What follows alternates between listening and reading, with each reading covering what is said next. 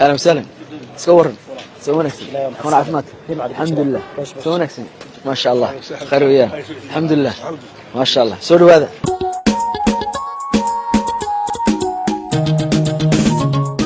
فرحad weyn bay noo tahay maanta inaanu ku qaabilo xarunta guud ee komishanka doorashooyinka qaranka caynaan oo ka socda dalada naafada ee qaranka Jamhuuriyadda Soomaaliland. hawshan ama muxuu ahaa hawlgalkan aynu doonayno inaynu ugu fududeyno muwaadinka muxuu ahaa naafada ah inuu xaqiisii waajibaadkii dastuuriga ahaa uu guto aad iyo aad baan ugu faraxsanahay.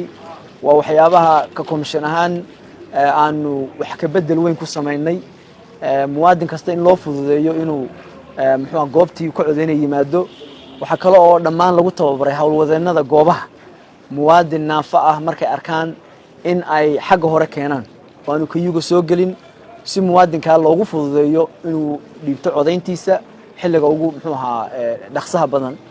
waxa kale oo farxad weyn noo ah in iyaguna diyaar yihiin wiljeeradii lagu keenayay muwaadiniinta. numberkaas ayaa muxuu ahaa la soo garaacaysaan qofka naafada ee kaarkiisii haysta muxuu ahaa jooga magaaladii ku codeynay. shuruud weyn jooga magaaladii ku codeynay gaari baa markaa uu imanaya goobtii ku codeynayay magaalada ahayd ayuu geenayaa wuu ka soo celinaya.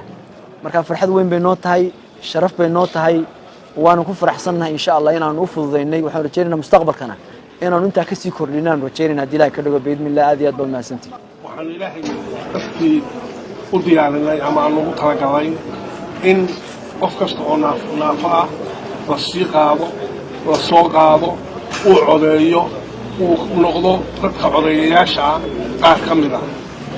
sidaa daraadeed waxaan leeyahay caynaanow dhow wooli sidaa u sheegtay dadkiina waa si saxa. waxa weeye meel kastoo joogtaan iyo goob kastay joogaan gobollada dalka diyaar u nahaynana inay codeeyaan insha allahu tacaala baanu diyaar u nahay.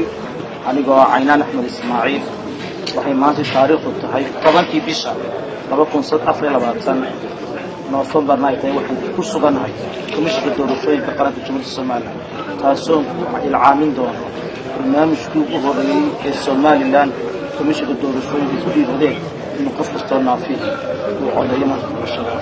bismillah ma tahay qof naafa oo aanoo kala ah jawaabtaasi haata komishanka doorashooyinka qaranka Jamhuuriyadda Soomaaliland oo kaashanaya dalada naafada qaranka Jamhuuriyadda Soomaaliland waxay ku hirgelisay dadkii u horeysay qof kasta naafa oo inuu codeeyo xaq u loo kaarka codeynta haysta in gurigiisa laga soo qaado lana geeyo goobta codeynta kadibna gurigiisa lagu soo celiyo.